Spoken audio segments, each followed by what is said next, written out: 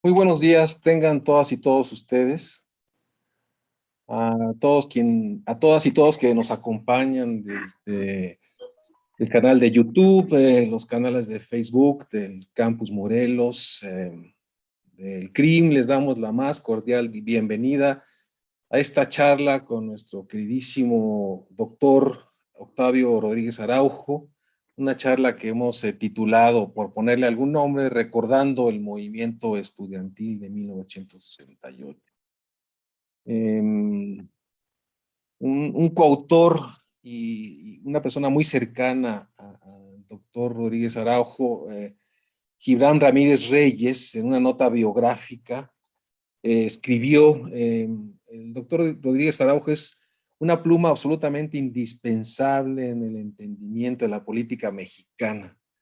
Destacado intelectual, activo y comprometido, que ha participado en diversos procesos de los que escribe sin ser un militante o un incondicional. Ha sido sobre todo un intelectual comprometido y como tal ha estado cerca de episodios decisivos de la vida del país. Tomé yo esta nota, doctor, de Gibran, porque me parece que es una verdadera digamos, extracto de su nota biográfica que me parece que refleja muy bien lo que usted significa. Voy a comentar un poquito más sobre sus datos biográficos. Desde 2004 es profesor emérito de la Facultad de Ciencias Políticas y Sociales de la UNAM. En 1992, la UNAM le otorgó el Premio Universidad Nacional en Docencia en Ciencias Sociales. Desde 1984 es miembro del Sistema Nacional de Investigadores, actualmente como investigador emérito de ese sistema, y desde 2012 es también miembro regular de la Academia Mexicana de las Ciencias. Ha publicado una veintena de libros de autor eh, y ha participado con capítulos y prólogos en más de 30 obras colectivas. A raíz de esta charla, es impresionante la cantidad de material y cosas que tenemos a disposición sobre el movimiento del 68. En particular, hay un repositorio digital de M68, Ciudadanías en Movimiento de la propia UNAM, en donde se dice: 1968 evoca a una época de libertad y júbilo, de memoria y olvido, de sueños y revoluciones, de violencia e impunidad. En México, el movimiento estudiantil fue decisivo para impulsar un ciclo de movilizaciones que, a pesar de la injusticia, la desigualdad y el abuso del poder, han logrado conformar un patrimonio de derechos individuales y colectivos, así como consolidar a la ciudadanía como una fuerza de transformación política y social. Ahora, le agradezco muchísimo, doctor Luis Araujo, su participación en esta charla. Usted participó ya como profesor en la licenciatura y como estudiante de posgrado en el movimiento estudiantil 68. Es más, Exacto. en sus notas biográficas se comenta que usted se tituló en julio del 68, unos días antes de que se iniciaran precisamente las primeras movilizaciones. Fue suerte, ¿eh? No anticipación. Doctor, para los jóvenes y no tan jóvenes que no tienen mucha idea de lo que significa el movimiento estudiantil del 68, ¿nos podría comentar sobre el origen de este movimiento, pero sobre todo por qué a su juicio creció tan rápidamente, ¿no? Y tomó tanta fuerza, incluso hasta convocar movilizaciones? Se habla de una de ellas de 400,000 personas. Eh, ¿Qué nos comenta este doctor sobre los orígenes y el desenvolvimiento de este movimiento? Uh-huh. Doctor Fernando Lozano, me da mucho gusto estar conversando con usted. Le agradezco su invitación y paso a su pregunta. Déjeme decirle que a mí me llamó mucho la atención que un movimiento como el que después vimos tuviera un origen tan insignificante. aparentemente, como era el pleito entre estudiantes de dos vocacionales del Politécnico con una escuela privada que era la Isaac Choterena, y pues eso no tenía por qué haberse convertido en lo que fue. Pero ahí fue el gobierno de la Ciudad de México, entonces el Distrito Federal, como le sigo llamando porque no me gusta esto de Ciudad de México, los granaderos que dicen que ahora ya no existen, balacearon las bocas del Poli ahí por los rumbos de la Ciudadela y provocaron pues un desbordamiento de la inquietud de los estudiantes, pero sobre todo lo que definió, diría yo, el origen, fue la marcha 3 o 4 días después del 26 de julio. Hubo dos marchas. Por un lado, la FENET del Poli y grupos oficialistas del gobierno de Díaz Ordaz. Recuerda usted que el Departamento del Distrito Federal el jefe del departamento era nombrado por el presidente de la República, ¿verdad? Sí, señor. Sí, señor. Y por otro lado, una marcha con motivo de la Revolución Cubana, el 26 de julio, del asalto al cuartel Moncada, y que se cruzaron. En la marcha estaban principalmente, eran estudiantes principalmente de la UNAM, algunos de Chapingo, otros también del Poli, incluso había de la Ibero, ¿sí? Y las corrientes ideológicas que participaron en ese momento, que no necesariamente partidarias, y esto lo enfatizo, eran comunistas, trotskistas, maoístas, anarquistas, socialdemócratas y hasta priistas de izquierda, como se les decíamos entonces. Entonces hubo este enfrentamiento y de ese enfrentamiento fue elaborándose todo un movimiento, porque la FENET y los grupos oficialistas, digamos que perdieron, y los grupos de la UNAM avanzaron hasta el Zócalo, y en el proceso fueron reprimidos.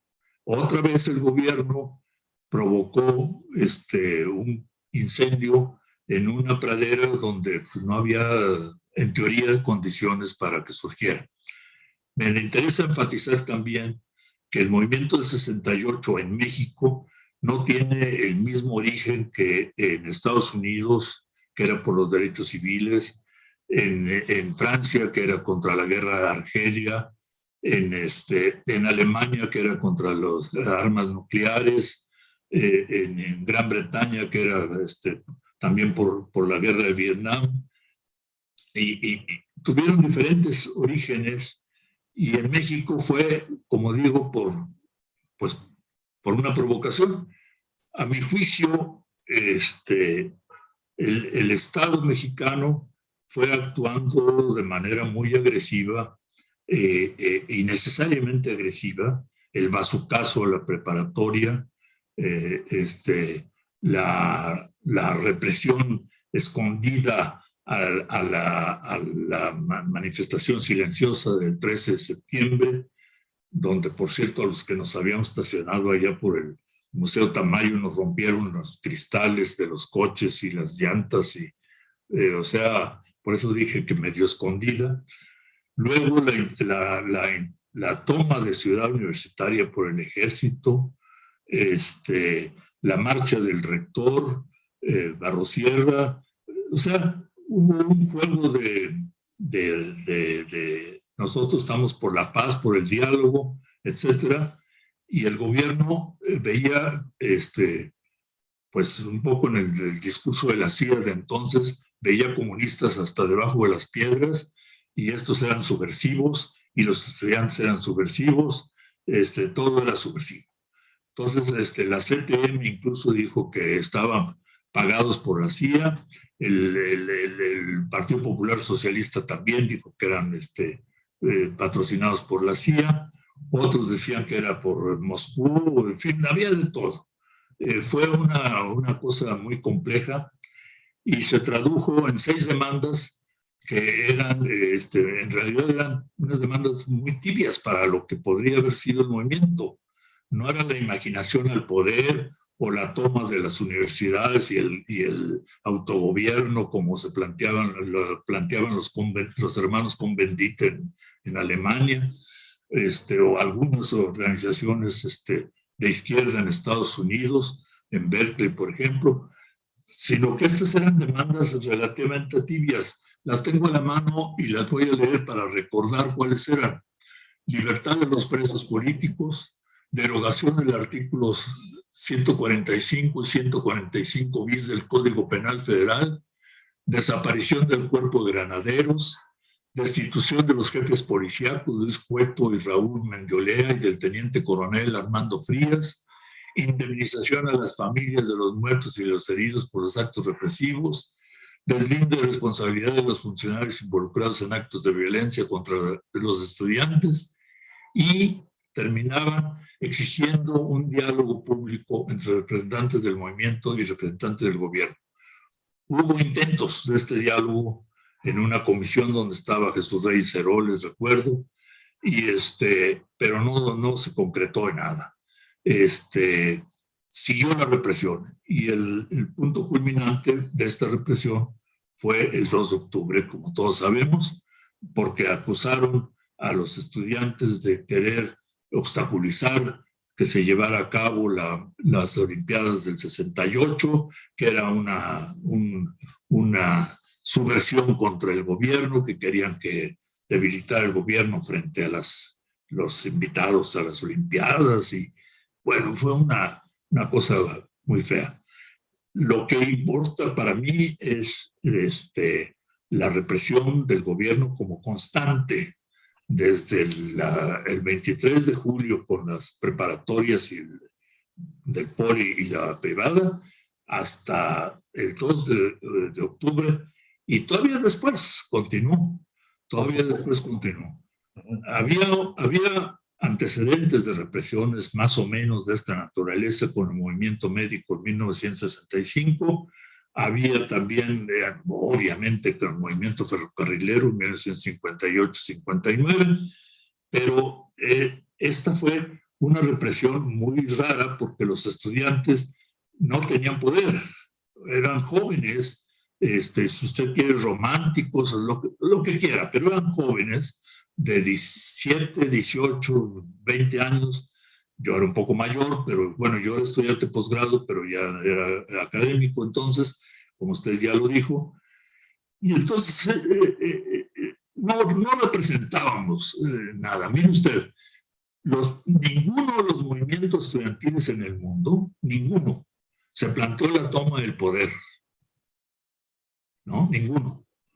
Algunos sí planteaban el socialismo, pero es muy interesante porque todos los movimientos, y esta es una peculiaridad que no debemos soslayar, todos los movimientos estuvieron en contra de la burocracia, en contra del autoritarismo, tanto capitalista como llamada socialista, y a las conferencias de Isaac Deutsch y de Castoriadis y demás influyeron mucho en la nueva izquierda, como se llamaba también en Europa, en contra de la Unión Soviética, de la burocracia y de que el socialismo era una ficción, ¿sí? Era un régimen autoritario donde no había libertades ni de nada, ni de conciencia. Precisamente, no, termine su idea dígame, es una charla.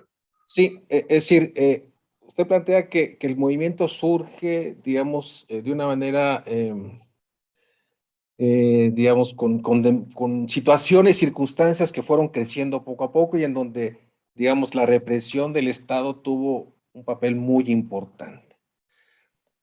Y aparentemente no había un movimiento organizado del lado del movimiento estudiantil, ¿no? Pero no lo había, pero había una importante, digamos, situaciones tanto sociales como políticas que le dieron, digamos, plataforma y le dieron salida precisamente a ese tipo de inconformidades sociales y demandas a partir del desarrollo del movimiento estudiantil. O sea que si bien no había una fuerza organizada, había una serie de procesos detrás de la movilización social de los estudiantes que precisamente se detonaron a raíz de la movilización. Es decir, ¿sí? si no, ¿de qué otra manera podemos explicar Es que este crecimiento tan esto, importante? usted está tocando un punto que me parece nodal, absolutamente nodal. Mire usted, el Consejo Nacional de Huelga prohibió enfáticamente la participación de partidos políticos en su dirección. Individualmente había miembros de todos los partidos, partiditos y hasta grupos, ¿sí? Pero no como partidos, no como instituciones públicas, que dicho sea de paso no tenían registro. La izquierda no tenía registro, bueno, el PPS no era de izquierda, aunque decían ellos que sí era de izquierda. Entonces, esto es muy importante porque todos los movimientos del 68 en Europa y en Estados Unidos, incluso en Brasil, donde por cierto había dictadura y no hubo un solo muerto, por cierto, todos esos movimientos estaban también en contra de los partidos políticos, ¿no? De las burocracias de los partidos políticos. ¿Se acuerda usted de la ley de hierro, las oligarquías de la que hablaba Michels? Bueno, ellos decían que esto es lo que, estas burocracias, estas oligarquías eran las que dirigían desprendidas de su base a los partidos políticos, cosa que no ha cambiado mucho en la actualidad, ¿sí? Entonces, no había partidos políticos, había desde luego ideólogos de los partidos y había gente que sí estaba en contacto con los movimientos europeos y en Estados Unidos. También había, nomás que no había internet. Si hubiera habido internet, como ahora. olvídese, esto hubiera sido algo inmenso. Pero fíjense, también quiero destacar otra cosa que creo que está en el sentido de su intervención. Sin ser un movimiento partidario y ni tampoco organizado organizado, siempre que decimos organizados, como una organización, o sea, no estaba institucionalizado, vamos a decir, era algo muy espontáneo, que fue organizándose colectivamente como, digamos, como la Comuna de París en 1871, digamos, no lo estoy comparando. Fue algo que fue surgiendo así, y sin embargo, cambió más cosas que muchos movimientos partidarios y que asumieron el poder en diferentes países del mundo, ¿sí? Cambió más cosas, cambió hasta la estructura de la familia, acabó en buena parte con el paternalismo, el pater familias, más bien la dominación del padre. Nadie se sienta a cenar hasta que yo no llegue, ¿sí? Eso fue lo cambió. Cambió las formas de vida de los jóvenes. La pastilla anticonceptiva que ya existía también sirvió para que hubiera una liberación, vamos a decir, no sexual, sino una liberación amorosa, voy a decirlo de otra forma, ¿sí? O sea, hubo muchos cambios en el 68 y también condujo a muchas cosas. Varios de los miembros que participaron en el 68 se incorporaron al gobierno de Echeverría, de López Portillo y hasta de Salinas, ¿sí? Varios de esos mismos miembros, y gracias también a la represión del gobierno y a la falta de diálogo con el gobierno, se orientaron hacia el movimiento guerrillero, es decir, el movimiento armado, ¿sí? Ya había antecedentes con lo de Madera en Chihuahua, Genaro Vázquez, etcétera, pero se formó la Liga 23 de septiembre, por ejemplo, ¿sí? O sea, esas fueron salidas, o sea, el movimiento 68 sí es un parteaguas en la historia de México y de otros países también, pero en la historia de México es un parteaguas porque a partir de entonces una demanda muy importante que todavía seguimos haciendo es democracia. Entonces, ve usted cómo sin una organización estructurada jerárquica y demás, se pueden hacer muchas cosas. Es muy interesante, creo yo. Sí, sí, sí, sí. Regresando un poquito a los tiempos del 68. O sea, nosotros vimos una confrontación muy fuerte del Estado, o sea, no solo frente a los jóvenes, frente al movimiento en sí, ¿no? Y que fue escalando e incorporando a otros grupos sociales. También contra las propias instituciones, incluidas las instituciones educativas, ¿no? O sea, usted mencionaba ahorita la marcha del rector de la UNAM en aquel momento, etcétera. Y es decir, hay una consolidación muy fuerte del Estado en aquel momento dominado por el PRI, ¿no?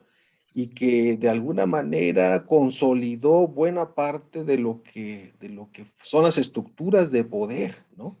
Y que paulatinamente fueron evolucionando hacia un régimen sumamente autoritario y bueno, que derivó incluso hacia, con la izquierda, como usted lo mencionaba, una guerra sucia muy fuerte, ¿no? Entonces, ¿a qué me refiero? A que digamos, el Estado en el 68, eh, digamos, tuvo que sufrir un embate muy fuerte de la sociedad y para poder empezar a transformarse, para poder empezar a cambiar, pero sin embargo se ha mantenido en procesos y en circunstancias muy difíciles que de alguna manera no se ha logrado tener una apertura total hacia las movilizaciones sociales. Así como, ¿cómo evalúa usted esa tensión entre el Estado de aquel momento y las distintas instituciones, incluyendo las propias educativas y las movilizaciones sociales? Bueno, el Estado trató de, obviamente, de desaparecer el movimiento. Eso es el primer dato que tenemos a mano. Cuando intervino el rector de la UNAM, ya como institución, el gobierno de Díaz Ordaz se dio cuenta que no era, como diría, que no podía enfrentar a la UNAM como institución, ¿sí? Esto fueron momentos muy difíciles. Hay un dato que a mí me interesa mucho mencionar, doctor, y es la manifestación silenciosa del 13 de septiembre. ¿Por qué me interesa? Fíjese usted, se acusaba a los estudiantes de ser comunistas, así en general, ¿sí? Subversivos, no contestatarios, sino ofensivos ante el poder. La marcha del silencio desapareció efigies del Che Guevara, desapareció efigies de Lenin, desapareció todo lo que sonara a comunismo. Sacaron a Zapata, sacaron a Madero, sacaron, ¿sí? Banderas mexicanas, etc. Y fue del silencio. Todos llevábamos un esparadrapo en la boca. Pero ahí no termina la anécdota. El público que antes parecía criticar y estar en contra de los estudiantes, el público empezó a llorar en las aceras de Reforma. Esto fue conmovedor. Se lo digo, todavía me conmueve, pues. Ahí se sumó la sociedad civil. Ahí se sumó la clase media, ahí se sumaron los trabajadores, porque no estaban al principio con el movimiento. Se sumaron partes del sindicato petrolero, de ferrocarrileros, de la compañía de Luz y Fuerza. O sea, se sumaron los trabajadores, se sumó la clase media. Se volvió un movimiento estudiantil popular. Esa manifestación fue muy importante. ¿Sí? Y era impresionante. Se oían los pasos de la gente, miles y miles. Entonces, el gobierno ahí tenía que valorar qué tanto iba a enfrentar a las instituciones autónomas, como la UNAM, porque el Poli no era ni es autónomo, pero de todos modos goza de una relativa autonomía, porque, no sé, es un órgano desconcentrado de la SEP, etcétera, pero tiene su presupuesto y tiene tradiciones libertarias, ¿no? Entonces, el gobierno ahí no pudo. Por eso, creo yo, es una interpretación absolutamente subjetiva. Yo creo que el 2 de octubre fue para el gobierno necesario. Para el gobierno, quiero enfatizar mucho eso, necesario. ¿Por qué? Porque esto iba creciendo. El gobierno provoca, ¿sí? Hace su monstruo de Frankenstein y luego no lo puede controlar. Y entonces, ¿qué hace? Lo mata. Trata de matarlo. No lo mató, pero trató de hacerlo y mató a muchos. Entonces, esto creo yo que el gobierno fue un gobierno muy, muy autoritario, ¿sí? Y bueno, pues hizo lo que la razón de Estado, decía algún ideólogo mexicano, no se discute. Pues no, sí se discute y debe discutirse. Eso es la democracia. No puede haber solo la razón de Estado. Hay otros elementos. Por supuesto. ¿Sí? Entonces, el gobierno actuó mal para la sociedad, para el país. Puso en nivel internacional una imagen de un México brutal. Por eso le mencioné hace un rato que en Brasil no hubo un solo muerto y gobernaba una dictadura. ¿Sí? Desde 1964. Dictadura militar. Aquí hubo muchos muertos. Nadie sabe cuántos, pero todo el mundo dice que calcula unos 300, etcétera. Sí. Hay una película que es muy buena, pero un poco tramposa, porque soslaya el papel del ejército en la represión del 2 de octubre, que es Rojo Amanecer, ¿sí? Con Héctor Bonilla. Bueno, esa película digo que es relativamente tramposa porque parece que los culpables son los de la Federal de Seguridad y los judiciales y todo esto, y el ejército queda a un lado. No, el ejército era el batallón Olimpia, el ejército eran los que disparaban de un lado para otro, el ejército son los que cercaron. Si yo no estuve en el 2 de octubre fue porque un amigo mío me dijo, acabo de ver tanques del ejército. Me habló por teléfono y me dijo, no vayas. Y no fui. ¿Sí? Pero porque estaban ahí. O sea, fue el gobierno el que provocó, amplió el movimiento y luego hizo lo que tenía que hacer porque ya no sabía qué hacer. O sea, reprimir de manera brutal. Y eso fue el 2 de octubre. Doctor, yo quería recuperar un poquito lo que usted comentaba en relación a cómo el carácter, digamos, más social que tuvo el movimiento estudiantil, por así llamarlo, ¿no? O sea, en donde además de participar propiamente estudiantes universitarios, etcétera, ¿no? Se unieron obreros, amas de casa, sindicatos, Exacto, sí. intelectuales de la Ciudad de México y de todo el país, ¿no? Todo el país. Y de alguna manera, por eso es que se ha considerado que el movimiento estudiantil creó una conciencia y que cambió tantos aspectos de la vida, ¿no?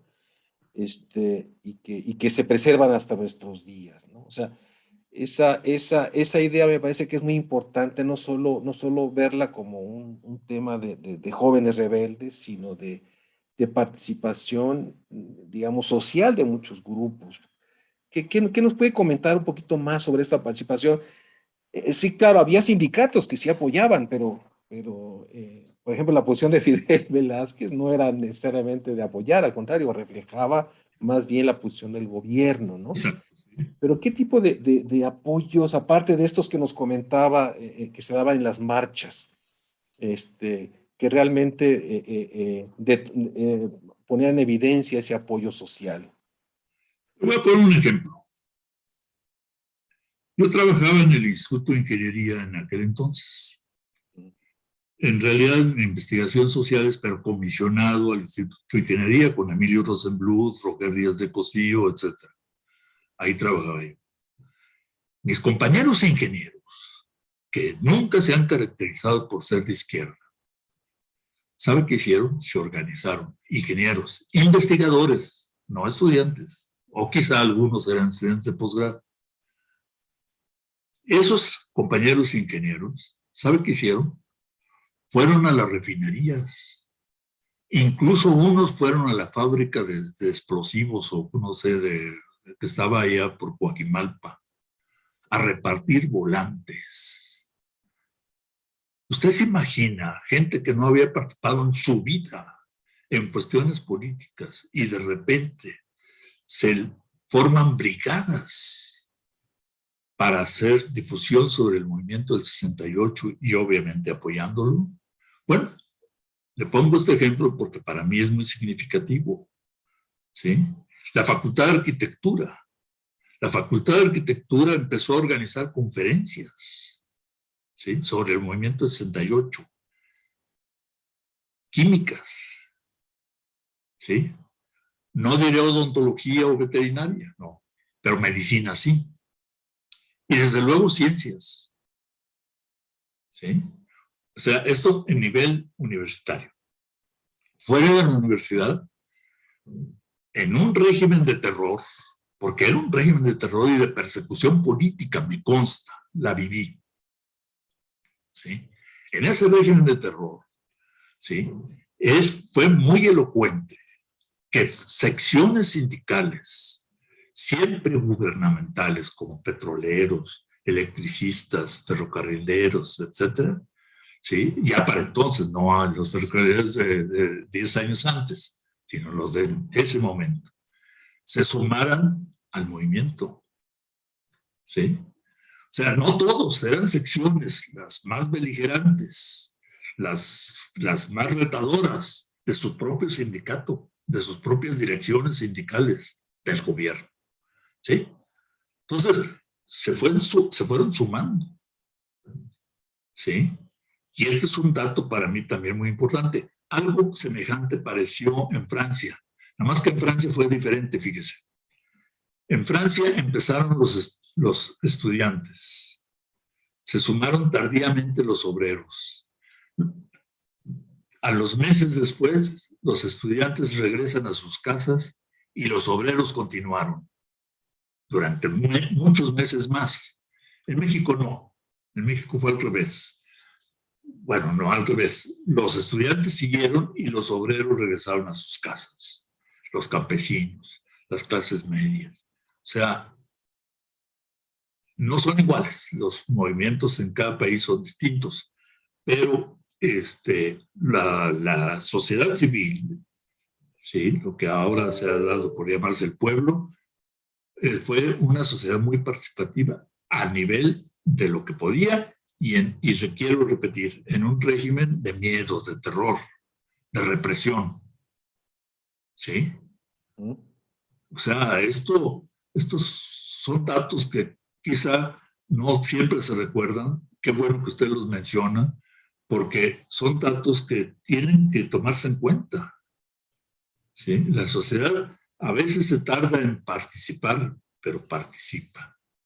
Y luego, pues como que se cansa, como que se aburre, como que ya no le interesa, o lo que sea, o porque busca estabilidad, y entonces ya, pero de todos modos hubo cambios. La amnistía de Echeverría a los presos políticos no fue porque sí, fue para dar un mensaje. Al mismo tiempo que el 10 de junio de 1971 reprimía a los estudiantes con los halcones, ¿no? O sea, este doble juego muy típico de los priistas, ¿no? Yo no soy partidario de ningún partido, pues no milito en ninguno, como decía mi exalumno Gibran, pero sí, pues los priistas eran los priistas, ¿sí? Y así fue. Doctor, entonces, la revolución o el movimiento se mantuvo muy fuerte en las universidades. Es decir, si bien eventualmente, como usted dice, estos sectores de la sociedad civil tendieron a replegarse, el movimiento se mantuvo. Y esta yo la llamaría revolución en cuanto a que la enseñanza de la educación superior es formadora de una conciencia crítica que cuestiona todos los aspectos de la vida social y política, como lo decía José Revueltas, ¿no? Conformaron otro país, otra universidad, otra forma de hacer universidad y hacer educación. ¿Cómo ve usted la influencia del movimiento ya particularmente en lo que es ahora nuestra universidad, la Universidad Nacional Autónoma de México? Yo creo que es muy importante. Mire, la UNAM no era como ahora, una universidad masiva. Era grande, pero no era masiva. No tenía sindicatos como ahora, el ESTUNAM o la PAUNAM. ¿Sí? El régimen democrático en la UNAM era relativo. O sea, funcionaba igual la Junta de Gobierno, etcétera, lo que ya conocemos, que ahora. Pero hubo cambios. Imagínense usted que a partir del movimiento 68 introdujeron en el pensum de ingeniería clases de sociología y cursos de historia de México, ¿sí? En ingeniería. O sea, se dieron cuenta que había, bueno, en el POI también se adoptaron estos criterios. En el ESIME empezaron a dar clases de sociología, ¿sí?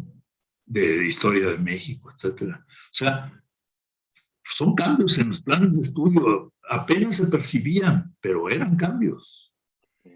Y luego se planteó la democratización de la universidad y se crearon consejos paritarios, ¿sí? Los consejos técnicos en muchas escuelas son paritarios, no sé si en todas. Representación de los estudiantes en el consejo universitario, más amplia que antes, ¿sí? ¿Qué otra cosa? Sí. Pues, ¿cómo diré? Una suerte de democratización, ¿sí? Por ejemplo, para Echeverría, el rectorado de González Casanova fue insoportable. Lo agredió por todos lados. A mí González Casanova me contaba un día que en una reunión con el procurador o con no sé quién, le decía, mire usted, señor rector, lo que pasa es que no podemos apresar a Castro Bustos y a Falcón porque violaríamos la universidad, la autonomía de la universidad. Y él les contestó, no, pues vayan a VIPS y a Avenida Universidad, ahí están, ahí desayunan todas las mañanas. ¿Sí? No tienen que entrar a la UNAM. ¿Sí? O sea, era un enfrentamiento hasta que lo obligaron a renunciar por dignidad. ¿Sí? Entonces, sí hubo cambios. El rectorado de González Casanova era una consecuencia lógica del 68, del ambiente. No es que haya habido un movimiento dentro de la universidad y queremos a Pablo, no, digo, era el ambiente. El ambiente obligaba a esta suerte de democratización a través de las personas, de los dirigentes de la UNAM. ¿Sí? Entonces, criterios semejantes se adoptaron cuando se formó la UAM posteriormente. ¿Sí? En Chapingo hubo cambios también importantes. O sea, la autonomía en 76. Los cogobiernos. Y luego excesos, como la Universidad del Pueblo, y los enfermos en Sinaloa y la Universidad del Pueblo en Guerrero. Excesos. Donde después amigos míos que militaron antes en la Liga 23 de septiembre dice, nos equivocamos. Pero pues ya lo habían hecho. y bajaron los niveles de sus universidades horriblemente, porque las universidades no pueden ser democráticas. Los méritos académicos son muy importantes, la capacidad del estudiante y de los profesores son muy importantes, tienen que ser calificadas.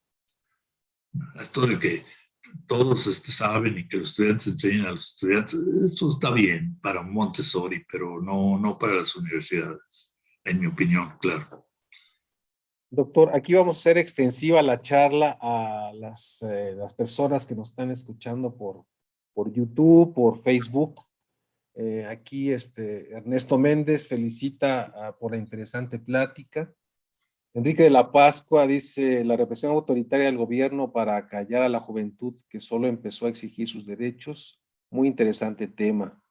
Juliet Bedoya dice, muchas gracias por estas reflexiones, doctor Rodríguez Araujo. Recordar el movimiento estudiantil es revivir un despertar de México.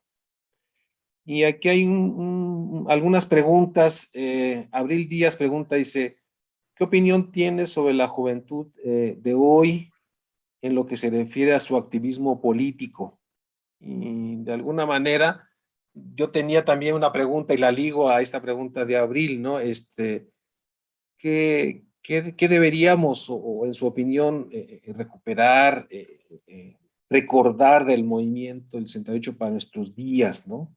¿Cómo realmente hacer uso de esa memoria para que no, efectivamente, no se olvide, y de qué manera podría, digamos, revivirse o inyectarse ese espíritu, ¿no? En las juventudes contemporáneas? Sí, es una pregunta difícil, la verdad. Yo pienso que los estudiantes deben de vivir su edad, no dejarse confundir, luchar por la democracia, por la realización personal. Los estudiantes no son una clase social, son una categoría social. Los estudiantes no forman una clase social, son plurales en su integración. Hay desde pobres muy pobres hasta ricos muy ricos entre los estudiantes. No son una clase social, son una categoría social, como lo es la iglesia, los sacerdotes o los soldados en el ejército. Son categorías sociales, ¿sí? La misma burocracia es una categoría social. Entonces, los estudiantes deben ser conscientes ahora sí que de su juventud, vivirla, vivir con espontaneidad, como si la vida la tuvieran por delante ya ganada, aunque no sea cierto, etcétera. Y desde luego ir fraguando poco a poco su futuro. Su futuro como estudiantes es estudiar bien, participar, tomar conciencia de la realidad en que viven. Esto es muy importante, creo yo. No confundirse, no aceptar la demagogia. El poder es el poder siempre. Sea dentro de Cuba, dentro de México, dentro de Brasil o de Chile. El poder es el poder y actúa como tal. Los estudiantes, no estoy diciendo que se opongan al poder, quiero decir que entiendan que el poder no son ellos, ¿sí? Y que lo que ellos tienen que hacer es luchar por su realización como categoría social, o sea, como estudiantes que son, y como futuros ciudadanos formados ya, adultos y adultas, como está de moda decir ahora, ¿sí? Que tienen que ir fraguando desde entonces. Yo siempre he pensado que es muy temprano para un joven entrar a escoger una carrera profesional a los 18 años o 17. Es muy joven. Yo creo que a los 20, 21 años se tiene mayor madurez, ¿sí? Aunque hay quienes dicen que los jóvenes de ahora no maduran, nada más crecen, ¿sí? Ahí están viviendo todavía con sus papás a los 35 años, en fin, qué sé yo, ¿sí? Pero, pero tienen que hacer lo que tienen que hacer como jóvenes. Esto no debe perderse. Es una etapa por la que todos vamos a pasar, ¿sí? y no debe perderse, porque después las cosas van a cambiar. Después tenemos que pensar ya en si nos casamos en la esposa, si tenemos hijos en los hijos, si queremos tener un pequeño patrimonio o lo que sea, pues en ese patrimonio, y si queremos una jubilación, pues en la jubilación, en lo que sea. O sea, pero antes hay que vivir lo que tienen que vivir, y eso hace que la gente, los jóvenes sean por naturaleza rebeldes. Y qué bueno. Exactamente. Que causan su rebeldía. Y vinculado con eso, aquí dos jóvenes nos preguntan, Tere Mercado de la ciudad, no, Tere, de un mercado de la Ciudad de México, pregunta, ¿es adecuado hablar hoy de socialismo? Y Rafael Torres pregunta, hago las dos preguntas que están en cierta medida ligadas, ¿qué cambios políticos sociales usted abanderaría? Bueno, sí, yo creo que sí es válido hablar de socialismo. Lo que ocurre es que, como todos los conceptos, sobre todo en las categorías sociales, pues van sufriendo modificaciones. Cuando hablamos ahora de socialismo, no es como si estuviéramos a principios del siglo XX o finales del siglo XIX, es otra cosa. Antes se creía que la clase obrera iba a cambiar el mundo. Ahora que la clase obrera es incluso minoritaria en muchos países, ¿sí? No es la que va a cambiar el mundo. Dígale usted a un obrero de la General Motors o de la Ford que hay que luchar por el socialismo. Le va a decir, espérame tantito. ¿Por qué? ¿Sí? O sea, las cosas han cambiado. Yo creo que ahora tenemos que pensar en un socialismo con capitalismo. Mire usted, China, Cuba, acaban de formar las pymes en Cuba, ¿sí?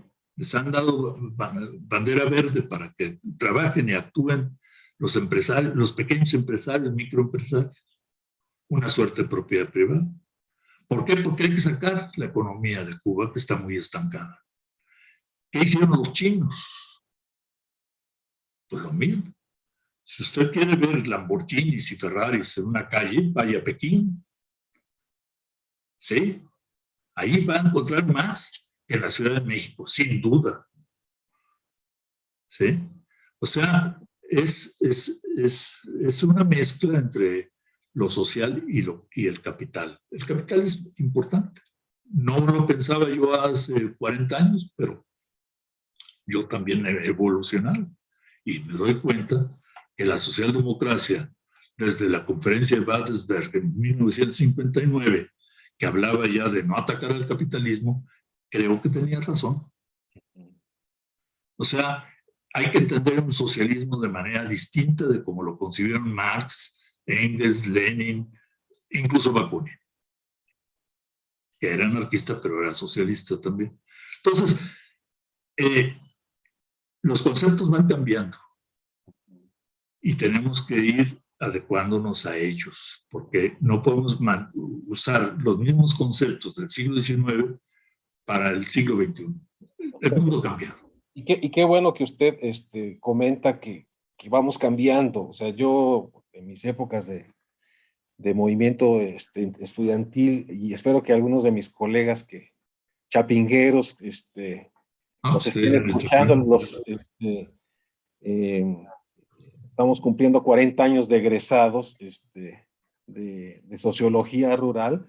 Pues en aquel momento, pues, o eras, o estabas, ¿no? Con el socialismo o estabas con el capitalismo, o construías estabas a favor del imperialismo o estabas en contra, es decir, siempre todo era blanco y negro, ¿no? Exacto. Y digamos, la historia de la sociedad y la misma historia nos ha mostrado que el pensamiento mismo, ¿no? La forma en cómo hemos nosotros avanzado en la comprensión de muchos de los procesos sociales y políticos contemporáneos, nos hablan de que tenemos que estar abiertos no a la dicotomía de que blanco o negro, bueno, es decir, o ser, o caer en el eclecticismo. No, no, no. O sea, yo siento que es simplemente una manera en cómo Y como nos estamos enfrentando digamos, a incorporar manifestaciones culturales, sociales, políticas de diversa índole y no solo aceptar una sola como la verdadera, ¿no? Exacto. Yo Ujú, coincido con usted. Mire, no por abundar, nada más para acotar un poquito. ujú, Los esquemas del pasado nos enseñaron muchas cosas, entre otras, su fracaso. ujú. ¿Dónde quedó la Revolución Rusa? ¿En qué se transformó? Era la revolución social del siglo XX. ¿Y qué pasó? Cuando vino Gorbachev y dijo la perestroika y la glasnost, la gente empezó a sacar sus banderitas del capitalismo y bueno, hasta del zarismo, ¿sí? Y no le costó ningún esfuerzo pasar del comillas socialismo al capitalismo. Ningún esfuerzo. ¿Eh? Los partidos comunistas, el mismo Partido Comunista de la Unión Soviética, que era antes de la Unión Soviética, empezó a perder elecciones después de 1991. O sea, lo que pasa es que ahí sí, mire, yo me formé en el trotskismo, o sea, no en el estalinismo, y Ujú, siempre fui anti-stalinista. Entonces, yo criticaba a la Unión Soviética, como Revueltas también criticaba a la Unión Soviética. Revueltas era espartaquista. Al final de su vida se acercó al trotskismo, pero él fue comunista y espartaquista. Todavía en el ensayo sobre un proletariado sin cabeza, él defiende a la Unión Soviética. Todavía. Entonces, pero la Unión Soviética ya dejó de hablarse de ello. Mire, en 1956, todos los partidos comunistas se quedaron calladitos de la invasión de la Unión Soviética a Hungría. Pero en 1968, todos los partidos comunistas, salvo el de Albania y el de Corea del Norte y no sé cuál, se deslindaron de la Unión Soviética por la invasión de Praga. O sea, ya cambiaron las cosas. Y mucho tuvo que ver el eurocomunismo con esto, que fue una socialdemocratización de los partidos comunistas. Entonces, las cosas fueron cambiando. Lo que hay que entender es que si las cosas fueron cambiando, no podemos usar los mismos esquemas de antes. Es como si usted trata de nadar en una alberca vacía. Pues no va a poder. Camine, ujú, ujú. pero no trate nada. Doctor, y eh, digamos, cuando se dice que realmente no se olvida el movimiento estudiantil, cuando, o sea, ¿cómo le podemos transmitir a los jóvenes de ahora ese espíritu, esa fuerza? Yo recuerdo, doctor, yo estuve en contacto por aquellos días en la UNAM, en Chapingo, y, y los jóvenes tenían un activismo político impresionante, o sea, todos formábamos parte de una corriente, de un grupo, de un partido, nos juntábamos tres y formábamos un partido político, ¿no? Sí, Ahora, pues efectivamente, nuestros hijos, nos ven medio raros, cuando les contamos lo que hacíamos en aquel momento, pero de alguna manera, ¿cómo transmitirles ese mensaje de la fuerza, de la importancia que tuvo esa movilización social y de qué manera tenemos que voltear a ver? O sea, yo en la mañana pensaba la importancia de ir a los museos, hay tanto material abierto. Ahorita el archivo, ahorita que siempre estuvo tan inaccesible, ahora es un archivo abierto con documentos, fotografías, conocer parte de la historia es tan importante, ¿no? Pero ¿cómo podemos como que transmitir eso a los jóvenes de ahora? pues mire, primero incitándolos a leer más. Internet y todo lo que se deriva de Internet da mucha información. La mitad, si usted quiere, o menos, falsa. ¿Sí? Russell Lakoff, de la Universidad de Pensilvania, que ya murió, decía, mucha información es desinformación. Bueno, pues creo que esto les está pasando mucho a los jóvenes. Creen que tienen mucha información porque sacan su celular y le piden cuándo se descubrió América y le ponen 1492 y ya saben. ¿Sí? Pero resulta que no leen libros, no leen historia, no leen novela, ¿sí? No leen. Ven mucha televisión, son muy buenos para usar los pulgares en su celular, se les está torciendo la columna por estar pegados a él y creen que ya aprendieron muchas cosas, pero no saben. Yo creo que hay que invitarlos a leer. Todavía existen los libros. Y si no les gustan los libros como tales, pues muchos están en Kindle, ¿sí? O libros electrónicos, pues. Entonces, todavía está eso. Y hay una inmensidad de sabiduría en esos libros, ¿sí? Entonces, yo creo que esto les va a permitir distinguir, como usted bien repudiaba hace un momento y se quejaba, porque pues, de alguna manera sentí que era una queja de aquellos tiempos, de resistir, de ver las cosas como blanco o negro. La vida no es blanca o negra. Hay muchos grises en medio y colores, además. Entonces, yo creo que el pensamiento dicotómico es muy peligroso. Los buenos y los malos, ¿sí? Los ricos y los pobres, los morenos y los blancos. Esto yo creo que es muy peligroso. El mundo no es así. El mundo no es así. Y que les cargue un tantito, que salgan a la calle y que lean. Yo creo que la gente necesita salir a la calle con tapabocas, como quiera, pero que salga a la calle, que vea la realidad, que vayan a los pueblos, que se identifiquen con los trabajadores, que los repudien si quieren, pero que vivan con ellos también. ¿Sí? O sea, y los trabajadores que también conozcan a la burguesía y que convivan, que busquen la manera de comunicarse entre sí. O sea, no es blanco y negro, o negro. Esto yo creo que es muy importante. Usted tocó un punto que a mí me parece clave. Así nos formamos nosotros, en la dicotomía. La lucha de clases. Proletariado contra burguesía. Campesinos contra burguesía y contra terratenientes. Así nos formaron. Pero, pues, seguimos leyendo. Y nos asomamos a la realidad. Y la realidad nos enseña cosas. Y una de ellas es que el mundo no es bipolar. Parece, pero no es. En medio hay muchas cosas.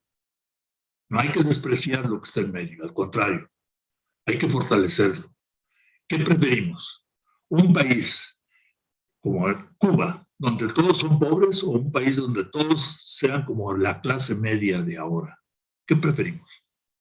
Subir el nivel de vida de la gente, no bajar el de los que ya tienen un relativo buen nivel, que también la proletarización de la clase media no es una ficción.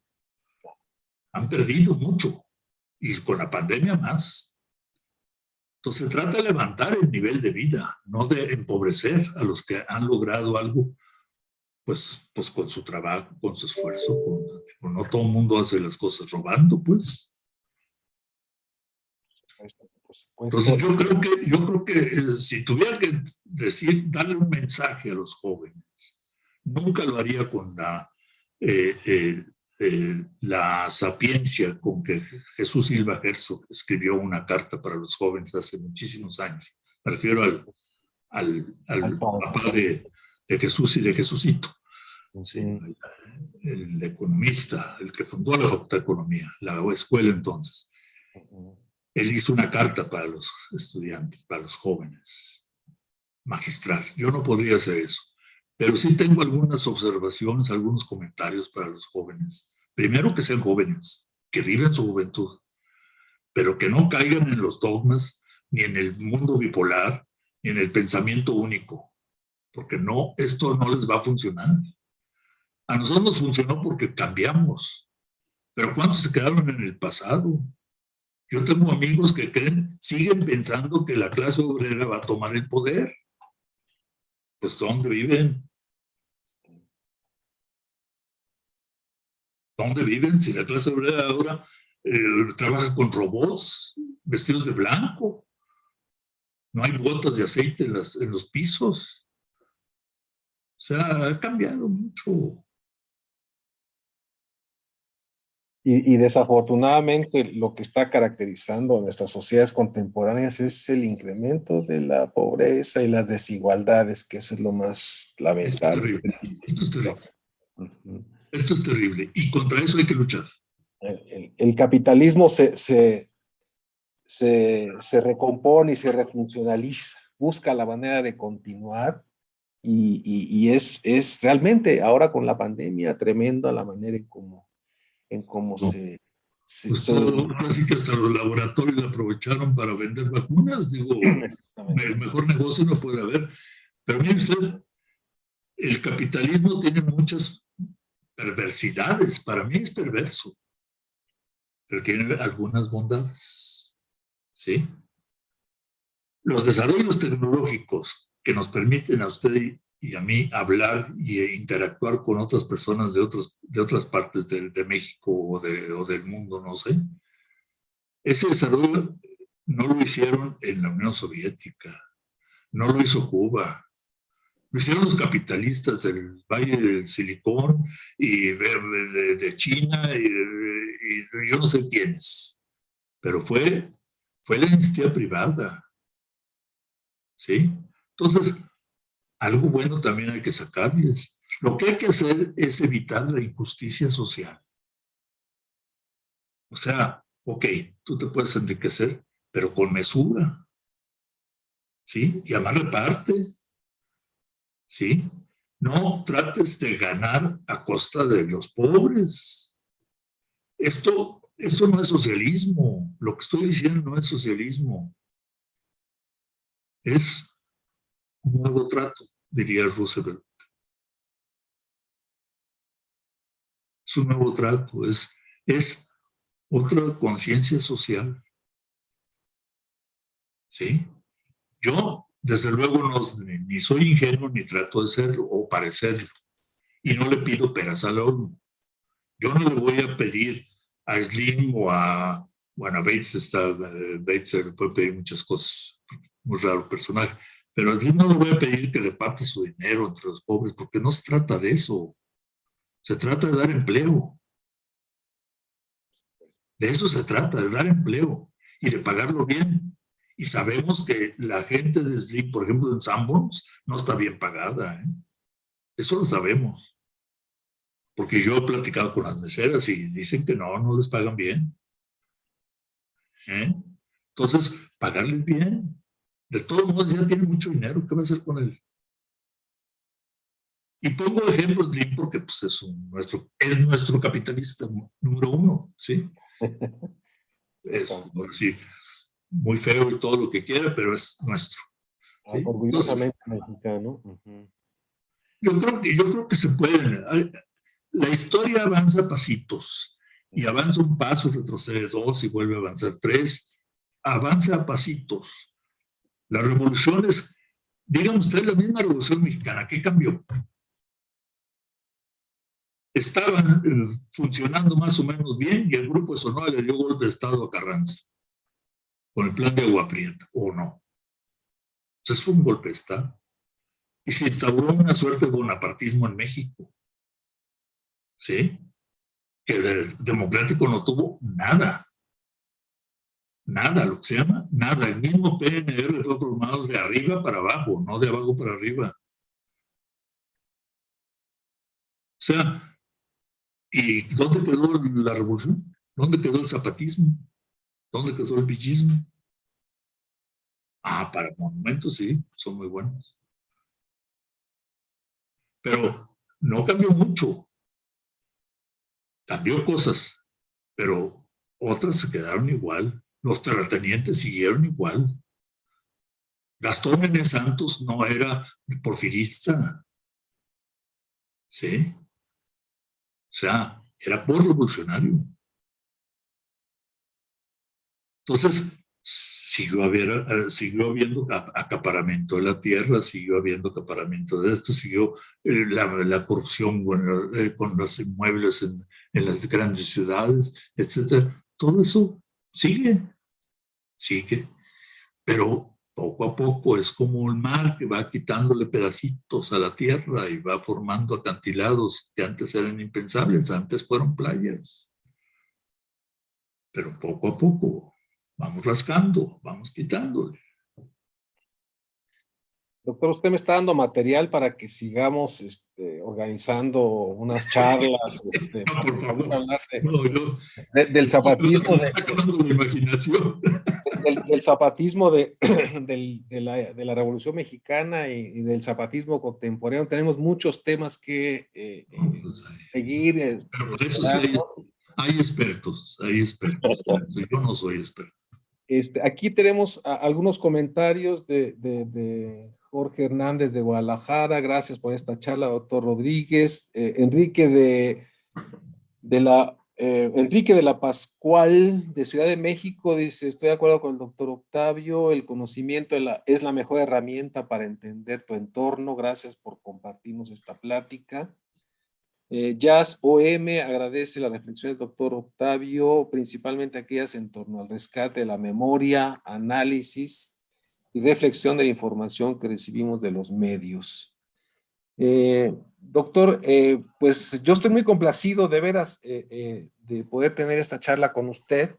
Le agradezco muchísimo el que no solo por sus conocimientos, sino por haber sido un participante directo del movimiento del 68, nos haya compartido tan generosamente sus ideas, sus experiencias, sus reflexiones acerca de cómo recordarlo y los significados que este movimiento tiene para nosotros como sociedad y cómo nos marcó de alguna manera, ¿no?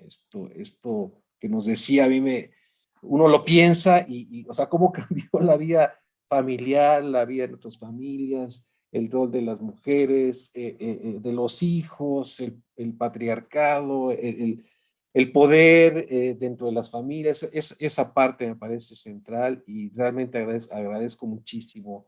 Y en nombre también de todos mis colegas del Campus Morelos, agradezco también esta plática.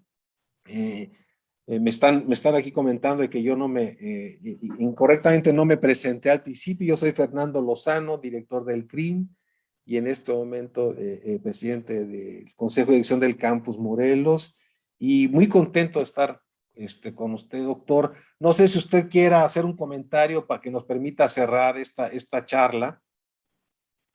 Pues mire, primero, y se lo digo de manera muy sincera y muy sentida, agradecerle su invitación y el apoyo del CRIM a este trabajo, como me dio su apoyo para escribir los últimos 2 libros, ya como investigador del CRIM. Yo le estoy muy agradecido al CRIM. De veras, se ha portado conmigo de maravilla y usted ha sido una persona que me ha obligado a pensar, ¿sí? Muchas cosas. Porque no es la primera charla, aunque es la primera por Zoom, no es la primera charla que tenemos. Entonces, le estoy muy agradecido. Estoy muy agradecido con sus colaboradores que hicieron posible esta transmisión y estoy agradecido también con la gente que participó, que sin duda se está pensando que yo debo estar medio loco porque brinco de un lado para otro y opino, pero pues yo entendí que esto era una charla informal y que hay que expresarse con naturalidad y qué le vamos a hacer. Además sí puede ser que esté medio loco, ¿no? Ya. Pero le estoy muy agradecido. Y quiero insistir en que yo deposito en los jóvenes una gran esperanza.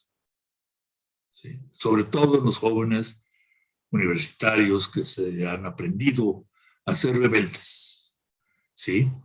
Ahora sí que a expresarse con libertad. Esto para mí es muy importante. La gente debe expresarse con libertad. No permitamos que nadie coarte nuestra libertad. Eso es muy importante. Nadie. Si seguimos por ese camino, estos jóvenes que ahora algunos nos están oyendo van a ser los que nos van a suceder, los que van a ocupar nuestro lugar. ¿Sí? Y les deseo lo mejor.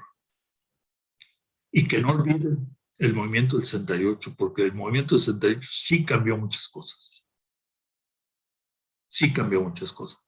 Y no era un partido, ni era un movimiento organizado. Hay que enfatizar mucho eso.